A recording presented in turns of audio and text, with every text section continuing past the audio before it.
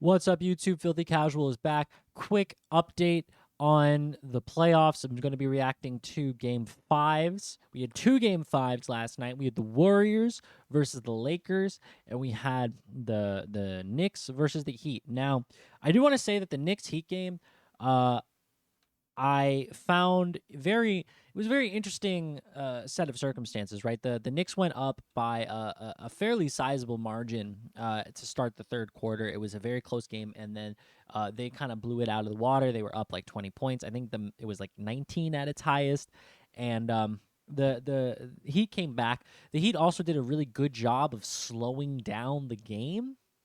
They did a fantastic job of slowing the game down and making it so that the Knicks couldn't run out the clock. There were lots of fouls in the last 5 minutes of the fourth quarter, and we saw the Knicks react to that by taking Mitchell Robinson out and putting Hardenstein in, who's a much better free thrower. That being said, Mitchell Robinson did hit quite a few of his free throws and just overall played very well this game, which is pretty important for this team because getting all those crucial second rebound and second possessions really does a lot for the Knicks offense as a whole. The other thing that I really wanted to say was that there was a very interesting thing that happened in that game, other than the fact that I think Jalen Brunson is a top 20 player in the league, and that might be an understatement. He might even be top 15. I feel like that might be going a little bit too far, but in any playoff series, if Jalen Brunson's on your team, I think you have a solid shot at having the best player in any given game, which it needs to be said that that is what you're looking for whenever you have a player. That is what you are looking for out of your team or out of your star players. Now, the other thing I wanted to say is that this has been arguably the best game of Julius Randle's career. He had a really rough start to the game. He was 1 for 7 at 3 points, and then in the second half, really turned it up. He started being more aggressive. He started making these little flip shots, and I don't know if it was because Jimmy Butler is still dealing with that ankle thing, which I kind of doubt, or if he just had an off game. What I think. But they really did a good job of limiting his impact on the game, and that was what got them the win. The other thing that I wanted to comment on was Quentin Grimes actually being a fucking stud this game, which is something that he has been throughout the entire not playoffs, but the regular season, and we haven't really been getting that production from him. And this game, he showed the fuck up, and the Knicks won because of it. The Knicks won because of it. Yes, they won because of Jalen Brunson's 38 points. Yes, they won because Julius Randle had a good game, but they won because the role players stepped up. I will also comment that the calls were a bit more even this game. I don't know if that's because of home court, but I also felt like the Knicks were making a more concerted effort to get to the line and to put the Heat in foul trouble and be physical with them and not in a foul kind of way. I think this same thing can be said for the Warriors and the Lakers game. The same exact thing. The Warriors made an effort to put the Lakers in positions where they were getting fouled. Draymond Green specifically was far more aggressive. Andrew Wiggins, far more aggressive. These players were far more aggressive towards getting towards the line. And I have to say, it worked because the refs had been calling bullshit the entire series. They called bullshit against the Kings too. It wasn't good. So the fact that they're saying, hey, if you're going to call fouls, you have to call this. You have to call this. And because of that, Poole got going. Wiggins got going. Draymond had 20. All these tertiary pieces had good games. Clay still struggled, but they had good games. And that's important because when those guys get going, that makes the Warriors a much better team. Curry didn't have a great game as far as shooting the ball. Like, he was still the best player on the court, but he didn't have a great shooting game. So to me, that means that the Warriors can be better. I do want to comment that both LeBron and AD, LeBron, I will say, looks like he's got something bugging him just a little bit. I don't think it's a big deal. I think they're doing the little flinchy, ooh, I'm hurt, because they're losing the game. And that's what every fucking player does, not just these two guys. Everybody does, like, when you're losing, it's bothering you, and when you're winning, you're hyped up on adrenaline and you're feeling good. AD, the fact that he left the game in a wheelchair. I've rewatched the clip where, he starts holding his face and then goes to the bench, and I cannot see a moment where he actually like hurt himself. So I think I'm not saying it didn't hurt, but it it's a little bit, this guy's doing his nandy pandy bullshit. I think he's fine. I don't think there'll be any kind of, limitations to his play in game 6. And now, right now, it's one game at a time for both of these teams. It's one game at a time, and I think the most important thing is to get them,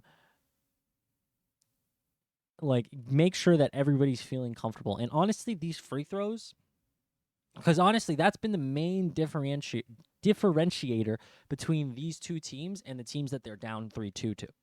The Knicks and the Warriors are both losing in the free throw battle significantly.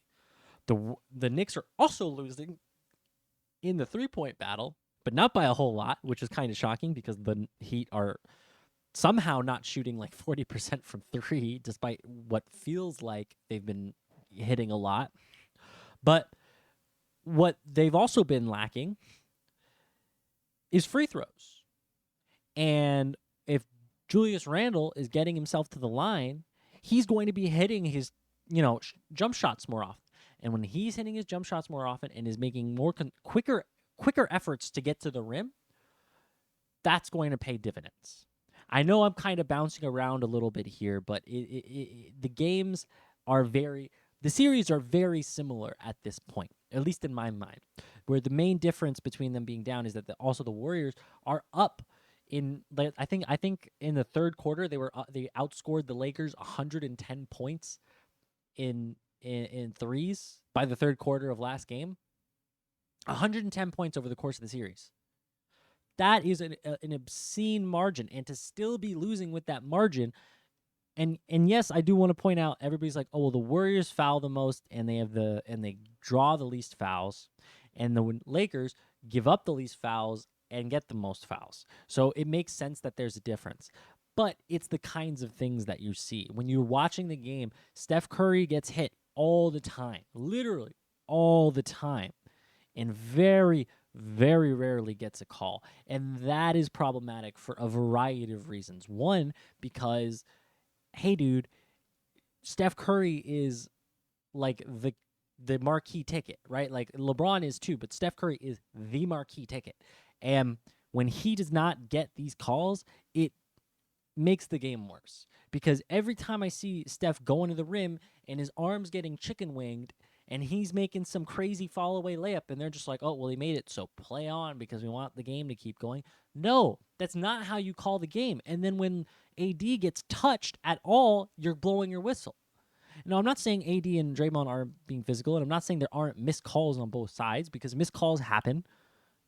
The Warriors got away. It wasn't a foul call, but there was an out-of-bounds play where it went off of Gary Payton and not LeBron, and the Warriors got the ball. And that type of stuff happens. But it's the consistency at which specific players on the Warriors don't get calls. That is so, so frustrating to watch, because it happened in the Kings series and it's happening now. And to be quite frank, it happens way too frequently. And I don't want this to be a video just about bitching about the refs, but I mean, JJ Redick mentioned it in the Kings series where they were grabbing players and it wasn't getting called, and that's why the physicality started to escalate. And I already pointed this out in another game. There was a play where Moses Moody tripped AD with his hand. He grabbed his leg. Yeah, totally. That's what he did. In the Kings series, Sabonis did something far worse, tripped Draymond, and only got a technical. Moody was assessed with a flagrant one and a technical. But in the Kings, it was a common foul. When it was a clearly a worse, like, so much worse of a thing to do. There's a difference between grabbing a guy's leg like this and locking their ankle. Those are completely different things. Completely different.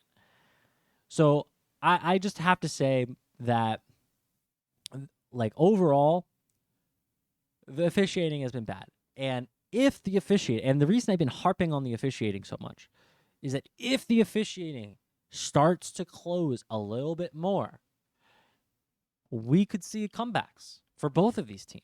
For both of these teams, you know, if the Knicks pull pull it out, or if the Warriors pull it out, those would be amazing to watch. And as a fan of both those teams, I'd love for both of those to happen. So obviously, I'm biased, but I do feel that officiating has played a role in both of their them being down, and I would love nothing more for the officiating to even out so we get fair games. That's all I really wanted to say.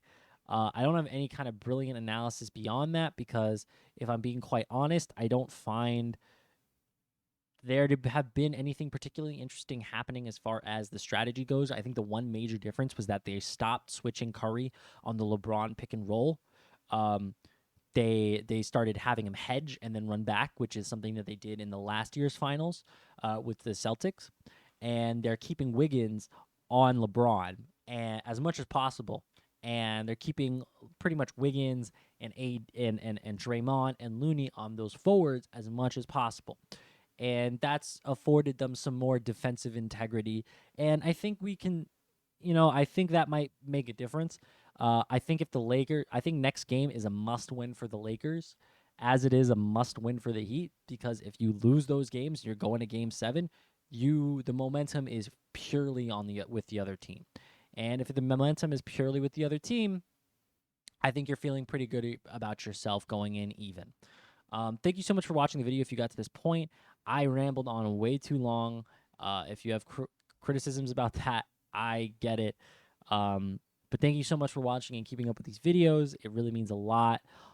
Leave a like. It really makes a difference for the algorithm and how many people view my videos. And I do want to grow this channel. I've been uploading for, I think, a year now. And I really would like to start seeing some subscriber results. So if you've watched my videos and you haven't subscribed yet, please subscribe. And thank you and have a wonderful day.